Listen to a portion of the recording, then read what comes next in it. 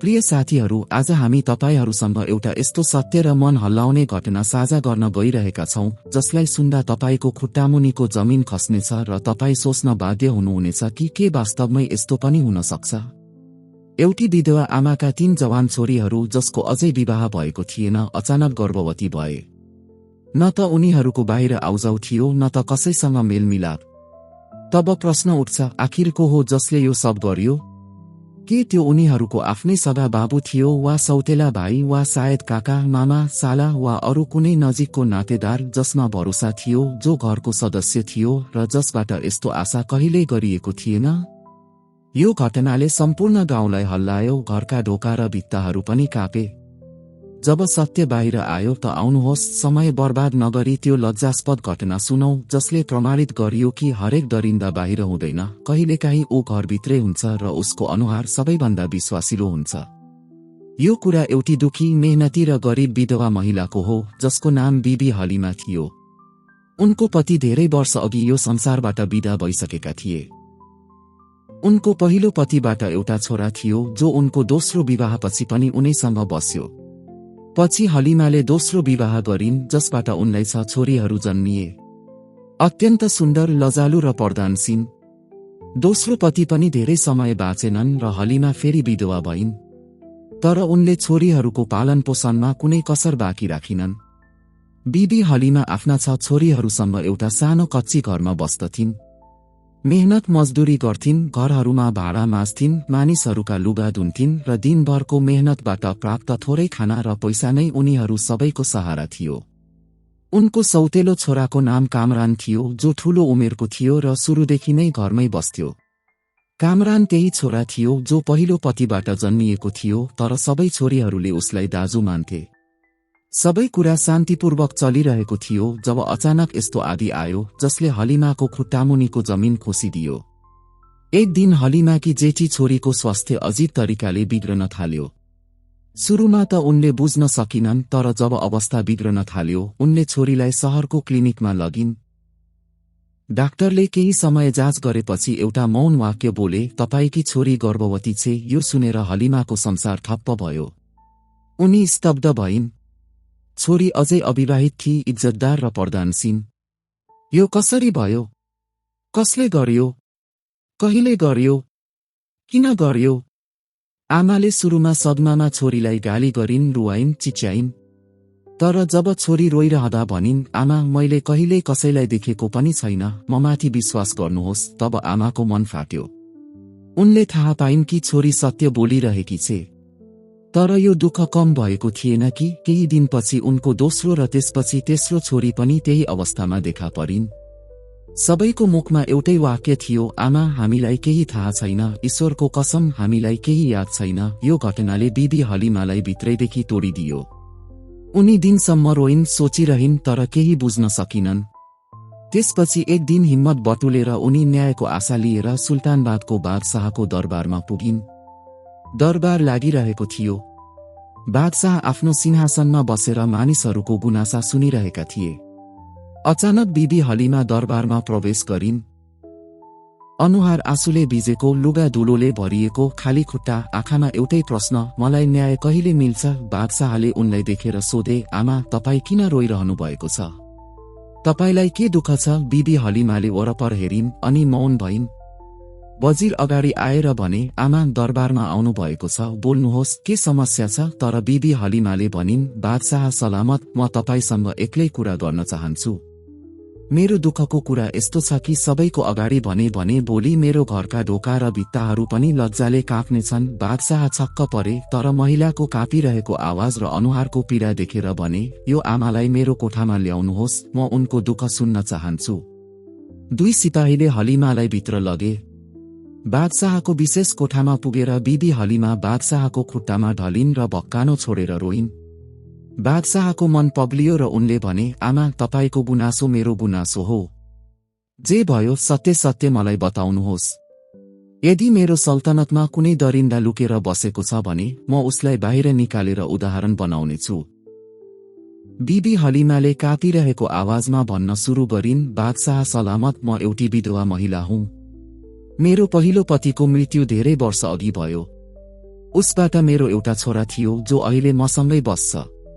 पछि मेरो दोस्रो विवाह भयो र त्यस पतिबाट मलाई 6 छोरीहरू जन्मिए। तर समय यति क्रूर भयो कि त्यो पति पनि धेरै दिन बाँचेन र म फेरि विधवा भएँ।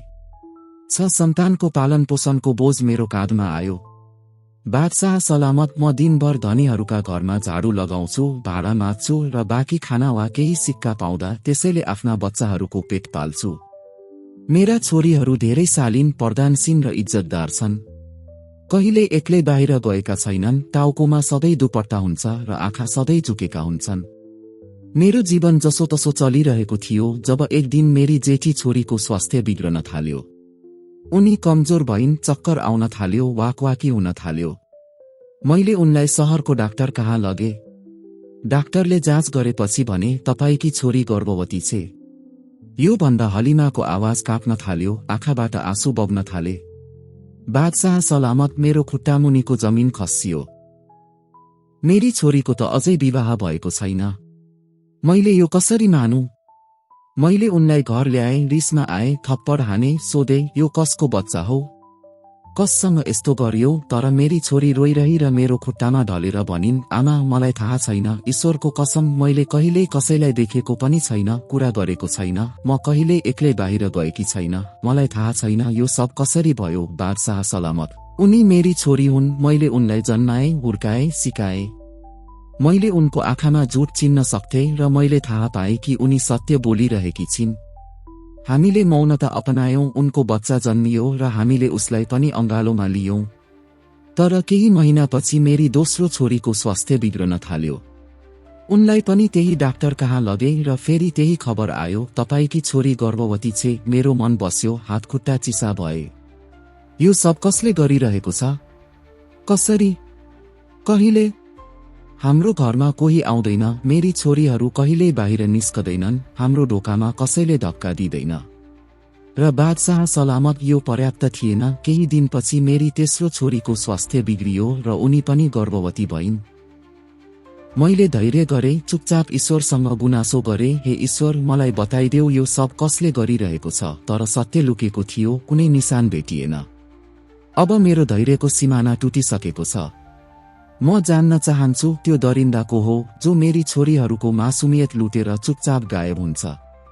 मलाई न्याय चाहिन्छ बादशाह सलामत, मलाई न्याय चाहिन्छ। यो भन्दै बिबी हलिमा बादशाहको खुट्टामा ढलिन्। दरबारमा सन्नाटा छायो। बादशाह यजदानको अनुहार कठोर भयो। उनले निर्णय गरिसकेका थिए, अब यो केवल एउटी आमाको मामिला थिएन, यो सम्पूर्ण सल्तनतको प्रश्न बनिसकेको थियो। बिबी हलिमाको कुरा सुनेर दरबारमा सन्नाटा छायो। बादशाह यजदान आफ्नो ठाउँबाट उठेर गहरी सास फेर्दै भने, आमा तपाई अहिले आएर बोल्नुभयो जब 3 छोरीहरूको जिन्दगी बर्बाद भइसकेको छ। तपाईलाई त त्यति बेला आउनु पर्थ्यो जब पहिलो छोरी गर्भवती भइन्। यदि तपाईले त्यति बेला मलाई बताउनु भएको भए सायद बाँकी 2 छोरीहरूलाई यो दिन देख्नु पर्ने थिएन। तर यो पनि सत्य हो कि तपाई जस्ता गरिबहरू बदनामीको डरले सत्य लुकाउनुहुन्छ। आफ्ना छोरीहरूको इज्जत बचाउन आफै विष पिउनुहुन्छ र जब यो विष भित्रभित्रै काट्न थाल्छ तब तपाई चिच्याउन बाध्य हुनुहुन्छ। आमा तपाई पनि ती मध्ये एक हुनुहुन्छ जो ढिलो आउनुहुन्छ तर आखिर आउनुहुन्छ। बिबी हलिमाले लज्जित भएर आँखा झुकाइन्। आँसु बग्दै उनले भनिन्, बादशाह सलामत तपाई ठीक भन्नुहुन्छ। मलाई पहिले आउनु पर्थ्यो। तर अब जे भयो सो भयो। अब म केवल यो चाहन्छु कि मेरी छोरीहरूको त्यो अपराधी पक्राउ परोस्। त्यो दरिन्दा को हो जसले चुपचाप हाम्रो जिन्दगी बर्बाद गरेर निस्कन्छ। बादशाहले उनलाई हेरे। उनको मनमा जोश उम्लिरहेको थियो। उनले भने, आमा अब यो मामिला तपाईको मात्र होइन, मेरो सल्तनतको हो। र जबसम्म म जिउँदो छु कुनै दरिन्दालाई यो अनुमति छैन कि उसले गरिब, लाचार र पवित्र महिलाहरूमाथि अत्याचार गरोस् र सजायबाट बचोस्। मेरो ईमान हो कि यदि मेरो सल्तनतमा एकमा पनि बेबस भइन् भने मेरो बादशाहीमा धिक्कार छ। तपाई अब जानुहोस्, आराम गर्नुहोस्। अब तपाईको दुःख मेरो पीडा हो। बिबी हलिमा चुपचाप आफ्नो चादर सम्हाल्दै आँखामा आँसु लिएर त्यहाँबाट बिदा भइन्। बादशाह यजदान दरबारमा फर्किए, फेरि गुनासाहरू सुन्न थाले, तर उनको मन र दिमाग केवल एउटै कुरामा अडिएको थियो, आखिर को हो त्यो जो दिनको उज्यालोमा फरिस्ता बन्छ र रातको अन्धकारमा दरिन्दा बनेर एउटी आमाका 3 छोरीहरूको इज्जत लुट्छ। दरबारपछि बादशाह आफ्नो कोठामा गए र तुरुन्तै वजिर एक खासलाई बोलाए। वजिर भित्र आएपछि बादशाहको अनुहारमा गहिरो चिन्ता देखेर सोधे, बादशाह सलामत, कुन कुराले यति पीडा दिएको छ? बादशाहले कडा स्वरमा जवाफ दिए, वजिर, मेरो सल्तनतमा एउटा दरिन्दा लुकेर बसेको छ जसले यति ठूलो अपराध गरेको छ कि जमिन पनि लज्जित हुन्छ। त्यसले त्यस महिलाका 3 छोरीहरूलाई बर्बाद गरिदिएको छ र त्यो आमा आज मेरो दरबारमा रोइरहिन्। के यो न्याय हो? वजिरले पनि दुखी स्वरमा भने, यो त धेरै ठूलो अपराध हो बादशाह सलामत। अब भन्नुहोस्, हामीले के गर्नुपर्छ? बादशाहले गम्भीरतापूर्वक जवाफ दिए, मलाई थाहा पाउनु छ त्यो व्यक्ति को हो, कहिले आउँछ, कसरी भित्र छिर्छ। ऊ दिमक जस्तै त्यो घरलाई खाइरहेको छ र हामीले उसलाई बेनकाब गर्नुपर्छ। वजिरले केही सोचे अनि बिस्तारै अगाडि आए र भने, बादशाह सलामत, भित्ताहरूलाई पनि कान हुन्छन्। मेरो एउटा उपाय छ, तर म त्यसलाई सबैको अगाडि बताउन चाहन्न। बादशाहले टाउको झुकाएर भने, मेरो नजिक आऊ र चाँडै भन। वजिरले अगाडि आएर बादशाहको कानमा एउटा व्यावहारिक उपाय बताए, एउटा यस्तो तरिका जसले चुपचाप जाल बिछ्याउँछ र दरिन्दालाई उसको हरकत गर्दा गर्दै हातमा समात्नेछ। बादशाहले तुरुन्तै आदेश दिए, जाऊ र तुरुन्तै कार्यान्वयन गर। त्यही रात वजिर चुपचाप एउटा कुकुर लिएर बिबी हलिमाको घर पुगे। ढोका दबड्काए। बिबी हलिमाले ढोका खोलिन् र छक्क पर्दै भनिन्, वजिर साहब, तपाईँ यो समयमा? वजिरले गम्भीरतापूर्वक जवाफ दिए, आमा, तपाईले बादशाह सलामतलाई सुनाउनु भएको दुःखपछि उहाँ रातभर सुत्न सक्नु भएन। हामी अब त्यो दरिन्दाको खोजी गर्नेछौं। केवल थोरै समय दिनुपर्छ। वजिरको हातमा बाँधिएको कुकुर देखेर बिबी हलिमा छक्क पर्दै भनिन्, वजिर साहब, यो कुकुर किन ल्याउनु भएको छ? तपाईले यसको साथ के गर्नुहुन्छ? वजिरले नरम तर गम्भीर स्वरमा जवाफ दिए, आमा, मलाई केवल घरभित्र लैजानुहोस्, सबै कुरा बुझाउँछु। बिबी हलिमाले ढोका खोलिन्। वजिर घरभित्र आए र बिस्तारै भन्न थाले, आज रात हामी यसै कुकुरको सहायताले त्यो दरिन्दालाई बेनकाब गर्नेछौं। तपाईँ सबैले चुप रहनुपर्छ। कुनै आवाज निकाल्नुहुन्न जस्तो तपाईलाई केही थाहा छैन। यदि हाम्रो योजना सफल भयो भने हामी त्यस जालिमलाई हातमा समात्नेछौं। यो भन्दै वजिरले कुकुरलाई घरको आँगन बाहिर त्यस ठाउँमा बाँधे जहाँबाट छतबाट कोही हाम फाल्न सक्थ्यो। त्यसपछि उनले सबैलाई सम्झाए, आज रात कोही पनि चिच्याउनुहुन्न, केवल हेर्नुपर्छ, सहनुपर्छ। हामीले यो कुकुरलाई यही कारणले राखेका छौं कि जब त्यो दरिन्दा घरमा छिर्छ, कुकुरले उसमाथि भुक्न थाल्नेछ र हाम्रा सिपाहीहरू तुरुन्तै कारबाहीमा आउनेछन्। वजिरले 2 रक्षकहरूलाई आदेश दिए कि उनीहरूले घर वरपर लुकेर पहरा दिनुपर्छ। बिबी हलिमा र 3 प्रभावित छोरीहरूलाई ढाडस दिँदै उनी त्यहाँबाट फर्किए र सिधै महल गएर बादशाहको सामुन्ने हाजिर भए। बादशाहले तुरुन्तै सोधे, वजिर, के त्यो जाल बिछ्याइयो? कुकुरलाई सही ठाउँमा बाँधियो? वजिरले टाउको झुकाएर भने, जी बादशाह सलामत, सबै त्यस्तै गरे जस्तो तपाईँ चाहनुहुन्थ्यो। अब यदि त्यो दरिन्दा आज पनि आयो भने ऊ बचेर जान सक्ने छैन। बादशाहले गहरी सास फेरेर भने, वजिर, मलाई निद्रा लाग्न सक्दैन जबसम्म त्यस जालिमलाई उसको सजाय नदिउँ। मेरो राज्यमा मजलुम महिलाहरू रुन्छन्, यो म सहन सक्दिन। रात ढल्न थाल्यो। सम्पूर्ण गाउँमा सन्नाटा छायो। चन्द्रमाको उज्यालोमा खामोशी र डर छरिएको थियो। र त्यसपछि मध्यरातको नजिक बिबी हलिमाको घरको छतमा एउटा छाया देखा पर्यो। एउटा व्यक्ति खुट्टा टेक्दै आयो, छतबाट तल हाम फाल्यो र आँगनमा ओर्लियो। तर अर्को क्षणमा कुकुरले उसमाथि जोड-जोडले भुक्न थाल्यो। आवाज यति तेज थियो कि न केवल बिबी हलिमा र उनका छोरीहरू बिउजिए, वरपर लुकेका सिपाहीहरू पनि तुरुन्तै सतर्क भए। बिबी हलिमाले मन थामेर छोरीहरूलाई नजिक राखेर बसिन्। ऊ आयो, त्यही दरिन्दा। उनको मनको धड्कन तीव्र भयो। सिपाहीहरू दौडेर भित्र आए। त्यो नकाबदारी व्यक्ति जो भित्र छिरिसकेको थियो चिच्यायो। ऊ भाग्न थाल्यो, तर सिपाहीहरूले उसलाई समाते। उसका हात मरोडेर जमिनमा लडाइयो। उसको अनुहारमा कालो कपडा बाँधिएको थियो। ऊ आफ्नो पहिचान लुकाउन चाहन्थ्यो। तर जब सिपाहीहरूले उसको नकाब खोले, बिबी हलिमा र उनका छोरीहरूको चित्कार गुन्जियो। उनीहरूको आँखा फाट्यो, जस्तो कि उनीहरूको मन पनि रोकियो। त्यहाँ त्यही व्यक्ति उभिएको थियो जसमा उनीहरूले पूर्ण भरोसा गर्थे। त्यो उनीहरूको सौतेलो भाइ थियो जो उनीहरूको घरमा उनीहरूसँगै हुर्किएको थियो र जसलाई उनीहरूले आजसम्म आफ्नो दाजु मान्थे। बिहानको समय थियो र बादशाहको दरबार सजिसकेको थियो। त्यो अपराधी जो अब हत्कडीमा बाँधिएको थियो टाउको झुकाएर दरबारमा प्रवेश गरियो र घुँडा टेकेर बस्यो। उसको गिरफ्तारीले सबैजना छक्क परेका थिए। बिबी हलिमा आफ्ना छोरीहरूसँग उभिएकी थिइन्। अब समय थियो पर्दा हटाउने र सत्यलाई सबैको अगाडि ल्याउने। त्यो व्यक्ति बादशाहको दरबारमा घुँडा टेकेर बसेको थियो। उसको अनुहार कालो नकाबले ढाकिएको थियो र हातमा हत्कडी थियो। बिबी हलिमा र उनका 6 छोरीहरू दरबारमा आए। बादशाहले सबैलाई दरबारबाट बाहिर निकाले। बादशाह यजदानले दरबार खाली गराए र अब त्यहाँ केवल त्यो अपराधी बिबी हलिमा र उनका छोरीहरू मात्र थिए।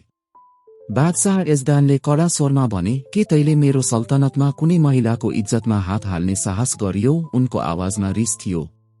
तँलाई थाहा छ मेरो सल्तनतमा यस्तो हरकत गर्नेको सजाय केवल मृत्यु हो। त्यसपछि उनले सिपाहीहरूलाई आदेश दिए, यो व्यक्तिको नकाब हटाइदेऊ। उनी हेर्न चाहन्थे को हो त्यो जसले एउटी आमाका 3 छोरीहरूको जिन्दगी बर्बाद गर्यो।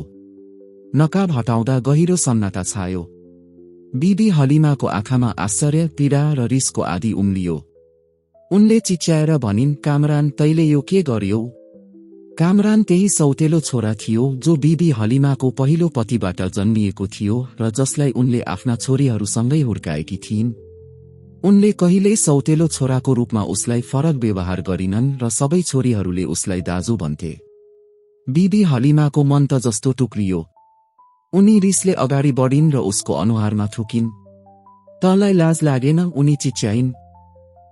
त ती छोरीहरूको दाजु थिइस्, जसको टाउकोमा हात राख्ने त थिइस्। त उनीहरूको रक्षा गर्ने थिइस् र त नै उनीहरूको इज्जतको हत्यारा निस्कियौ। त्यसपछि उनले उसको अनुहारमा जोडले थप्पड हानिन्। छोरीहरू डरले काँप्न थाले, रुन थाले। बादशाहले तरवार निकालेर उसको टाउको काट्ने धम्की दिए।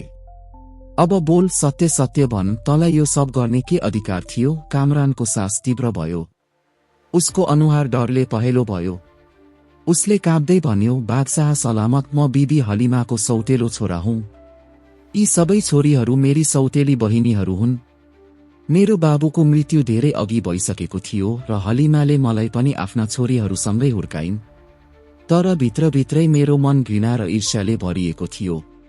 जब छोरीहरू जवान हुन थाले र उनीहरूको सुन्दरता बढ्यो तब मेरो नियत खराब भयो। मलाई थाहा थियो कि उनीहरूले मलाई कहिल्यै आफ्नो मान्ने छैनन्। तर पनि मैले मेरो हवसलाई बढ्न दिएँ। मैले सोचेँ यदि मलाई मौका मिल्यो भने म उनीहरूलाई मेरो हवसको शिकार बनाउन सक्छु र कसैले मलाई समात्न सक्ने छैन। यसरी कामरानले आफ्नो सारा फोहोर बादशाहको अगाडि उभियो। तर बिबी हलिमा र उनका छोरीहरूका लागि यो सत्य कहिल्यै सजिलै स्वीकार गर्न सकिने थिएन। कामरानले स्वीकार्दै टाउको झुकायो र भन्यो, म हकिमबाट त्यस्ता जडीबुटी लिन्थे जसलाई सुँघ्दा मानिस 4 घण्टासम्म बेहोस हुन्थ्यो। रातको अन्धकारमा म छतबाट तल ओर्लन्थे। भाबी र उनका छोरीहरूलाई ती जडीबुटी सुँघाइदिन्थे र सबै बेहोस हुन्थे। त्यसपछि जुन बहिनीमाथि मेरो हवस पूरा गर्न चाहन्थे उसमाथि अत्याचार गर्थे। उसलाई फेरि त्यस्तै लुगा लगाइदिन्थे ताकि बिहान होसमा आउँदा उसलाई केही थाहा नहोस्। म फेरि माथि जान्थे र दिनभर सबै सामान्य रहन्थ्यो। कसैलाई केही थाहा हुँदैनथ्यो। यो अपराध मैले बारम्बार गरेँ, धेरै महिनासम्म। यदि आज रात छतमा बाँधिएको त्यो कुकुरले मलाई शङ्का दिलाएको भए म फर्कन्थे। तर मैले सोचे यो कुकुर सायद पाल्न ल्याइएको होला। मेरो ध्यान त मेरो हैवानियतमा थियो, त्यसैले म आए र पक्रिए। यो भन्दै ऊ मौन भयो। दरबारमा गहिरो सन्नाटा छायो। बिबी हलिमाको अनुहारमा एउटी आमाको कष्ट, छोरीहरूको आँखामा सदमा र आँसु। बादशाह यजदानको अनुहार रिसले रातो भइसकेको थियो। बादशाहले वजिरतर्फ हेरेर हल्का टाउको इसाराले आदेश दिए। वजिरले आफ्नो तरवार खोलाबाट निकाले, अगाडि बढे र एकै प्रहारमा त्यो दरिन्दा सौतेलो भाइ कामरानको टाउको धडबाट अलग गरिदिए। उसको शरीर केही क्षण तडपियो र त्यसपछि सधैँका लागि शान्त भयो। दरबारमा न्यायको बोलबाला भयो। बादशाहले बिबी हलिमातर्फ हेरेर नरम स्वरमा भने, आमा, यदि तपाईँ पहिले आउनुभएको भए सायद तपाईका 3 छोरीहरूले यो दुःख भोग्नु पर्ने थिएन। तर अब जे भयो सो भयो। म बाचा गर्छु कि तपाईका 3 छोरीहरूलाई ती खुशीहरू दिनेछु जसको उनीहरू हकदार छन्। बादशाहले आफ्नो राज्यका 3 उत्कृष्ट युवकहरू छाने, नेक, इज्जतदार र सम्पन्न, र ती 3 छोरीहरूको विवाह गराइदिए। दाइजो, सुन, चाँदी, धन सम्पत्ति सबै दिइयो। बिबी हलिमा बादशाहको खुट्टामा ढलेर रोइन् र बारम्बार धन्यवाद दिइरहिन्। बादशाहले उनको टाउको समातेर भने, अब जब तपाईका बाँकी 3 छोरीहरू जवान हुन्छन् मलाई अवश्य बताउनुहोस्। म उनीहरूका लागि पनि इज्जतदार सम्बन्धहरू खोज्नेछु। मेरो सल्तनतमा कुनै छोरी एक्ली हुँदैन। हरेक मजलुम आमा मेरी आमा हो र हरेक छोरी मेरी छोरी हो। यसरी एक न्यायप्रिय बादशाहले एउटी मजलुम आमालाई उनको हक दिलाए र एक दरिन्दालाई उसको अपराधको सबैभन्दा खराब सजाय दिए। यदि तपाईमाथि अत्याचार भइरहेको छ भने मौनता, बदनामीको डर वा समाजको चिन्ता नगर्नुहोस्। अत्याचारको विरुद्ध बोल्नुहोस्, हकका लागि उभिनुहोस्। किनभने यदि तपाईँ चुप रहनुभयो भने यो संसारले तपाईको सबै कुरा निल्नेछ। जो व्यक्ति कुनै मजलुमको सहायता गर्छ ईश्वरले उसको सहायता गर्छ।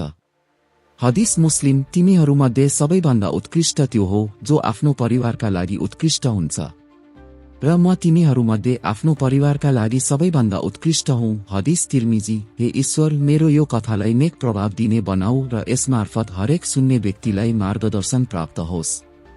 यदि तपाईलाई हाम्रो यो कथा मन पर्यो भने कृपया लाइक गर्नुहोस्, आफ्ना साथीहरूसँग साझा गर्नुहोस् र सब्स्क्राइब गर्न नबिर्सनुहोस् ताकि तपाईलाई यस्ता रोचक र अर्थपूर्ण कथाहरू प्राप्त भइरहोस्।